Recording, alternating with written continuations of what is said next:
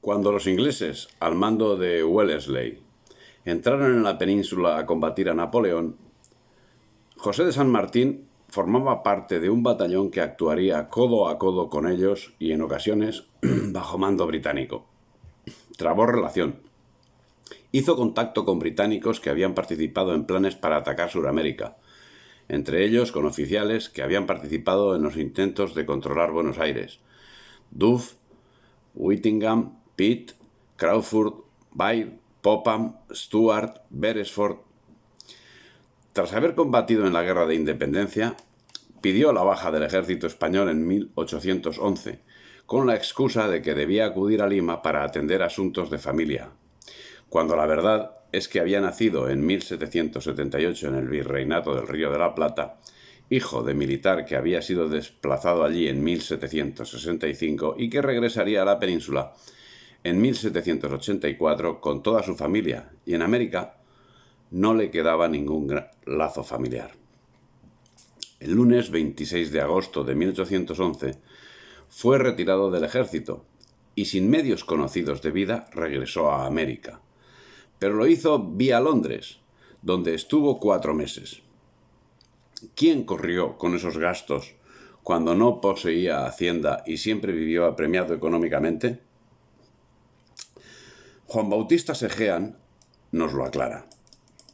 Por intermedio del noble escocés Lord Macduff y por interposición de Sir Charles Stuart, agente diplomático en España, pudo obtener un pasaporte para pasar subrepticiamente a Londres, recibiendo de sus amigos cartas de recomendación y letras de cambio a su favor.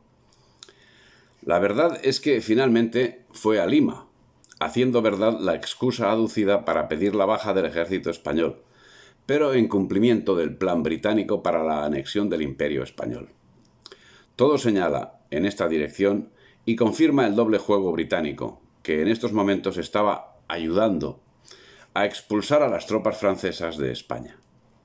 Inglaterra contaba con los medios oportunos ajenos a sus compromisos internacionales, en los que el buque insignia era la Compañía de las Indias Orientales, East Indian Company, la cual contaba con ejército propio dispuesto para acometer cualquier cometido que le fuese asignado. Y el citado Maitland había redactado un plan para capturar Buenos Aires y Chile, y a partir de ahí acometer la conquista del Perú y de México, que en realidad era para emancipar Perú y Quito, según queda reflejado en el cuerpo del mismo. Ese era el último objetivo del plan Maitland, y ese sería también el último objetivo que procuraría alcanzar San Martín. Según Adolfo Terragno, a juicio de Maitland, la clave del poder español en América era la costa occidental. Como ya se vio, él sostenía que una vez tomados los asentamientos del Río de la Plata, bastaría asegurarse el control de Perú para despojar a España sin dificultad de todas sus otras colonias americanas. Para conseguir estos objetivos precisaban de un general, y ese no era otro que José de San Martín. El hombre que ayudó a San Martín a salir de España para ir a Londres, James Duff, era miembro de la masonería en la logia Sant Andreu número 52 en Banff, de la que el 30 de noviembre de 1814 sería elegido gran maestre encargado de la Gran Logia de Escocia, cuyo gran maestre era el príncipe regente de Inglaterra. En Londres, gracias a la influencia del hermano de aquel, Alexander Duff, quien había mandado el regimiento británico que ocupó Buenos Aires en 1806, recalaría en casa de Francisco de Miranda, el cual ya no vivía en Londres, pero mantenía la casa para otros menesteres. Para esos menesteres acudió San Martín, que ya era un hombre de confianza. Al respecto, el gran maestre de la masonería, Ángel Jorge Clavero, señala: se había iniciado masón en la Logia Integridad de Cádiz. Trabajó en la Logia Caballeros Racionales número 3, donde alcanzó el grado de maestro masón el 8 de mayo de 1808. Participó de la fundación de la Logia Caballeros Racionales número 7 de Londres y de la Logia Lautaro. El 13 de marzo de 1812 desembarcaba en Buenos Aires, llevado por ingleses y rodeado de ingleses. Con San Martín llegaron a Buenos Aires otros militares a ofrecer sus servicios: Francisco Vera, José Zapiola, Francisco Chilabert, Carlos Alvear, Antonio Arellano, barón de Holmberg. Eran 18 en total. Una vez desembarcado en Buenos Aires, era mirado con recelo por los separatistas, que veían en él a un militar fiel a la patria. Pero pronto los hermanos masones le abrieron las puertas y le acompañaron en sus acciones. Al objeto de influir en los medios públicos, políticos y militares, San Martín funda en Buenos Aires la Logia Lautaro, que adoptaba ese nombre por el indio araucano que Ercilla, en la Araucana, cita como caudillo de la rebelión que tuvo lugar en el siglo XVI en Chile.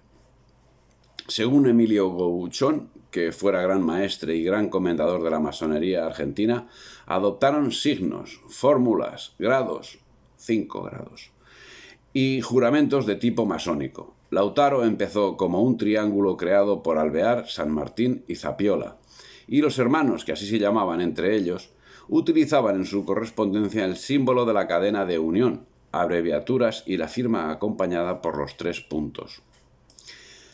¿Cuándo se unió San Martín a la masonería? Alcibíades Lapas sostiene que fue iniciado hacia 1808 en la Logia Integridad de Cádiz y que posteriormente se afilió a la Logia Caballeros Racionales número 3. Una vez en Londres, a la cual llegó después de pedir la baja del ejército español, como queda dicho, participó de la fundación de la Logia Caballeros Racionales número 7. El general Zapiola abona esta militancia cuando señala: en Londres asistí a la sociedad establecida en la Casa de los Diputados de Venezuela. Allí fui ascendido al 5º grado, como lo fue el general San Martín.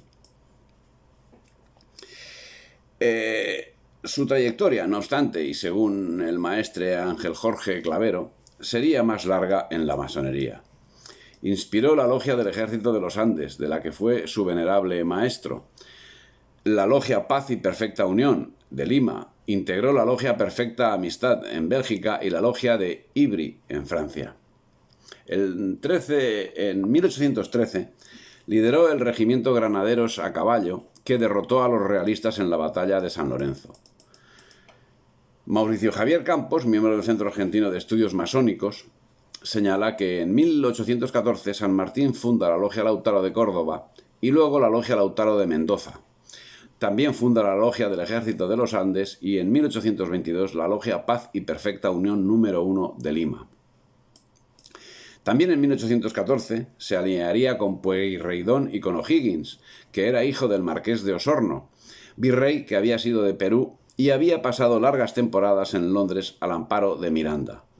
Entraría en Chile, donde, siguiendo con el plan británico, organizó una armada suministrada por Inglaterra y servida por marinos británicos, cuyo comandante era Lord Cochrane, lógicamente también inglés, el cual se dirigió a la toma de Perú. Los términos británico y masonería aparecen como sinónimos.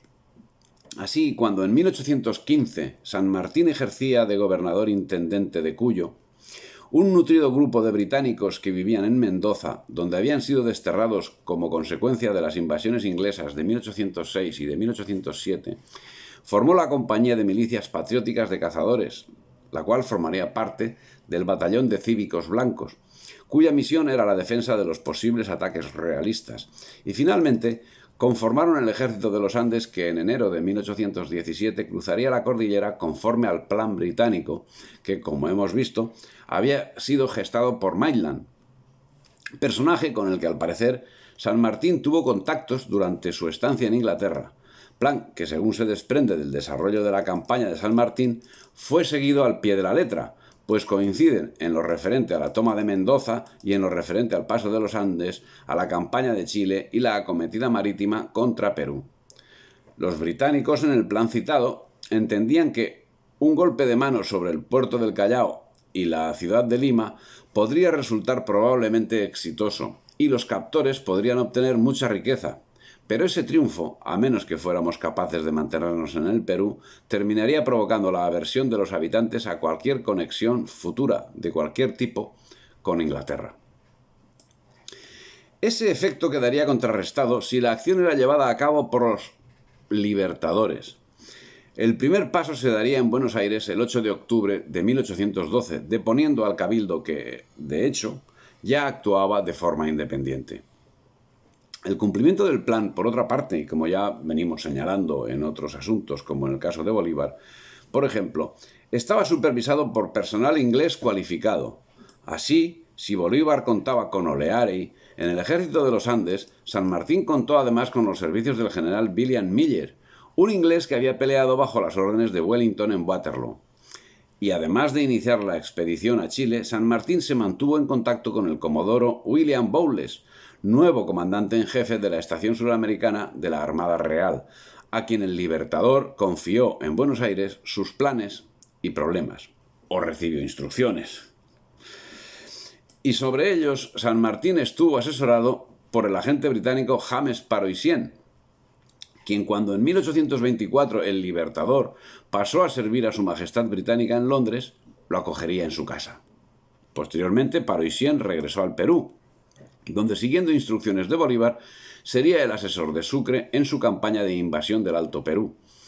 Paroissien desarrolló la segunda parte de su labor, la cual consistía en el control de las zonas mineras, lógicamente, a favor de empresas británicas, de donde acabaría consiguiendo la recompensa más apetecida, ser director de las minas, cuya gestión había conseguido a favor de la Asociación de Minería de Potosí, La Paz y Perú, de capital británico, naturalmente. Tras tomar el control de Chile el año 1817, envió el parte preceptivo a Londres, misión que le fue asignada a José Álvarez Condarco, quien volvió de la metrópoli con un regalo de enorme magnitud, el compromiso de la corona británica de aportar una escuadra que, comandada por Thomas Cochrane, sería la encargada de invadir Lima. Los comandantes de la escuadra sanmartiniana eran súbditos británicos. Veamos la relación de los mismos. En la escuadra de expedición, el comisario y juez de la flota, Henry Dean. La tripulación de 1.600 hombres, de los cuales 600 eran británicos. Jefe de la escuadra, Thomas Cochrane. Y por barcos, fragata Independencia, el comandante Robert Foster, segundo de Cochrane. Navío San Martín, comandante William Wilkinson. Bergantina Araucano, comandante William Carter.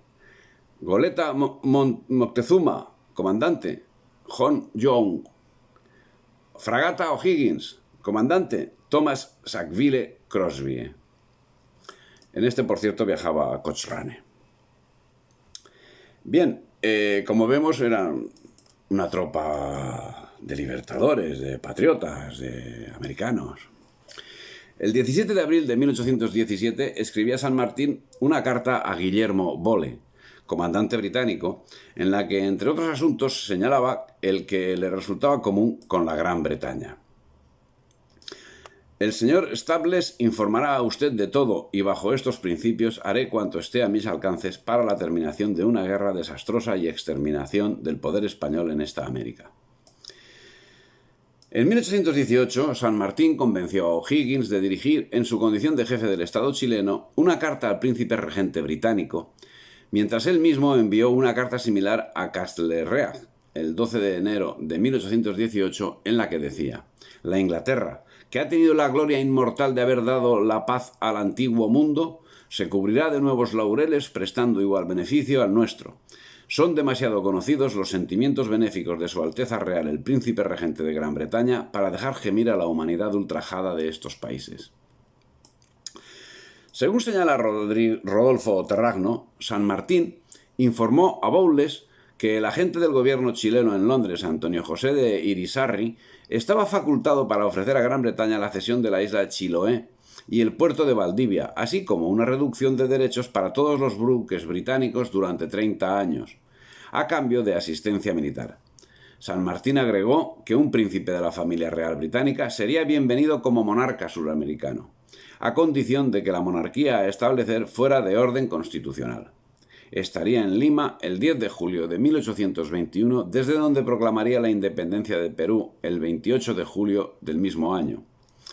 Pero ya 2 años antes, y como consecuencia de la presencia en las aguas de la escuadra británica el día 5 de abril de 1819, el ayuntamiento de Supe se adelantó en declarar su independencia.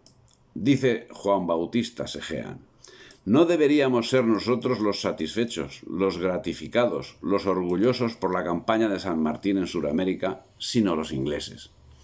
No es casual que al regresar a Londres en 1824, Lord Duff lo haya homenajeado como a un compatriota que vuelve victorioso a casa. Y de eso se trataba, porque su labor militar y política sirvió al engrandecimiento del imperio, mejor dicho, del emporio de su majestad. Pero la intervención británica era total y en todos los ámbitos, y los próceres actuaban al dictado del Foreign Office, como dejó plasmado San Martín en su campaña de los Andes. En ese orden, el 25 de mayo de 1817, el cónsul Staples comunicaba al Foreign Office que San Martín lo había visitado para informarle de la situación de Chile y de su proyecto sobre la campaña del Perú, así como para pedirle que el gobierno inglés le autorizase llevarla al efecto. 4 años después, el 28 de julio de 1821, un cabildo abierto proclamaba la independencia del Perú y nombraba a José de San Martín su protector. Y el 26 de julio de 1822, San Martín se entrevistó con Bolívar para reclamarle Guayaquil y pedirle refuerzos militares. Lo que en principio era un éxito para San Martín, quien desde el 29 de agosto de 1821 estaba intentando reunirse con Bolívar, acabó siendo la única reunión que tuvieron y ha estado rodeada de misterio. Nunca se supo exactamente de qué hablaron, ni tampoco la postura que cada uno habría adoptado. Si bien, conforme a algunas informaciones últimamente recabadas, bien pudiera ser que tratasen de negociar con el gobierno español, hacer de los territorios separados de la corona una especie de autonomía dentro de la misma corona española. Pero no contaban que el mismo Fernando VII ya estaba en la órbita británica y cobraba 500 millones de euros por reconocer la independencia de América. En fin, el caso es que nunca se supo exactamente de qué hablaron. Por lo que se trasluce de la carta de San Martín a Bolívar, dicen, que Bolívar quería tener el campo libre en Perú y no admitía la posición que había alcanzado San Martín. Pero el problema era Guayaquil. Este puerto marítimo y su provincia se habían independizado de España el 28 de junio de 1821. Sus ciudadanos tenían 3 tendencias políticas en su seno: proclamarse ciudad soberana, una suerte de ciudad-estado, anexionarse a la Gran Colombia, presidida por Bolívar, o bien unirse al Perú, cuya liberación era conducida por San Martín. Parece que la entrevista no fue todo lo cordial que podía esperarse, decidiendo San Martín retirarse, dejando paso libre a Bolívar, tras lo cual, al siguiente día, se retiró primero a Mendoza y en 1824 a Inglaterra, su patria de adopción, a la que tan fielmente sirvió. El secretismo que cubrió la conferencia de Guayaquil lleva 2 siglos levantando polémica, pero todo hace indicar que el asunto es lo suficientemente sencillo si nos basamos en lo que la masonería viene sosteniendo de forma continuada: que la conferencia de Guayaquil fue una tenida masónica donde dialogaron 2 hermanos sobre objetivos ya impuestos por la masonería. El secretismo del asunto nos hace suponer que efectivamente ese fue el centro de la reunión donde San Martín tuvo que ceder, dado el mayor grado que ostentaba Bolívar. Tras la tenida y tras pasar por Buenos Aires, San Martín marcharía a Europa para no volver nunca más a América. No obstante, antes de dar este paso, desde su puesto de protector del Perú, tuvo una misión principal: buscar emperador. Los candidatos: Leopoldo, príncipe de Sajonia y protector de la masonería, y el duque de Sussex, gran maestre de la Gran Logia Unida de Inglaterra. No eran todos los candidatos, pues según Emilio Ocampo, el plan de San Martín era que los Borbones de Francia coronasen a uno de sus príncipes en Buenos Aires. En Inglaterra, por quien San Martín tenía especial simpatía, tendría el bocado más apetecible, ya que un príncipe de la familia real inglesa podría ser coronado en Santiago o en Lima.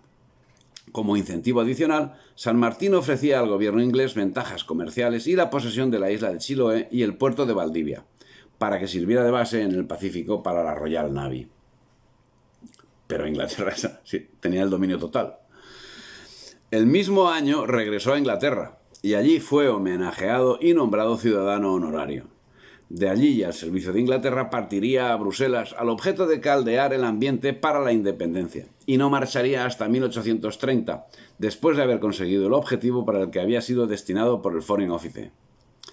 Un año después, el rey Leopoldo, padre de Leopoldo II, el mismo que ocasionaría uno de los mayores genocidios en el Congo, tras ser proclamado protector de la masonería, acuñó en 1825 una medalla con la imagen de San Martín. Con todos los servicios cumplidos, se instaló en Francia, donde fue el protegido del banquero y masón español Alejandro Aguado, y falleció en Boulogne-sur-Mer el 17 de agosto de 1850. Bolívar intentaría emular esta misma solución eligiendo por destino Inglaterra, al menos eso anunciaba oficialmente, cuando le llegó la muerte en diciembre de 1830. San Martín pasó 26 años en España y 27 en Francia, Inglaterra, Bélgica, etc. Durante el tiempo que pasó en América se limitó, aparte de su infancia como hijo de militar destinado en Corrientes, exclusivamente al cumplimiento del Plan Mainland, al servicio de Inglaterra, tras lo cual volvió a Inglaterra, cumplió la misión que se le encomendó en los Países Bajos y nunca volvió a América. Se dedicó a vivir cómodamente con el dinero que los ingleses le habían dado de lo que ellos se llevaron de la nación caída y segmentada. Evidentemente, todos somos hijos de nuestros actos. No obstante, San Martín fue hijo biológico de sus padres, de los que también tuvo hermanos, 4. Uno de ellos, Juan Fermín Rafael, nació en 1774 y al igual que el prócer y los otros hermanos, fue militar. Desempeñó su carrera en Filipinas, donde murió el 17 de julio de 1822, habiendo alcanzado el grado de coronel. Todo lo señalado nos permite afirmar con Norberto Galazo: San Martín es el padre de la patria, pero de esa patria inglesa, por cierto, que sirve para producir carnes y cereales y absorber la superproducción de la industria británica. Esa patria que lleva a que Quintana en 1904 llegue a la presidencia de la nación directamente desde el asesoramiento de las compañías inglesas, o que el doctor Ortiz también llegue en 1938 a ser presidente siendo directamente asesor de las empresas ferroviarias inglesas. No repasamos las vidas paralelas de todos los próceres, pero para terminar podemos continuar con alguno de los que les siguieron inmediatamente los pasos. En esta España americana, en 1852, Juan Bautista Alberdi, autor intelectual de la Constitución Argentina de 1853, otro masón patriota que prefirió vivir en Francia, publicaba la primera edición de Bases y Puntos de Partida para la Organización de la República Argentina, con perlas como la que sigue. Con 3 millones de indígenas, cristianos y católicos, no realizaréis la república ciertamente. No la realizaréis tampoco con 4 millones de españoles peninsulares, porque el español puro es incapaz de realizarla allá o acá. Si hemos de componer nuestra población para el sistema de gobierno, si ha de sernos más posible hacer la población para el sistema proclamado que el sistema para la población, es necesario fomentar en nuestro suelo la población anglosajona. Ella está identificada al vapor, al comercio, a la libertad, y nos será posible erradicar estas cosas entre nosotros sin la cooperación activa de esta raza de progreso y de civilización. Y seguía diciendo: la libertad es una máquina que, como el vapor, requiere maquinistas ingleses de origen. Sin la cooperación de esa raza es imposible aclimatar la libertad en parte alguna de la tierra. Para seguir afirmando: aunque pasen 100 años, los rotos, los cholos o los gauchos no se convertirán en obreros ingleses.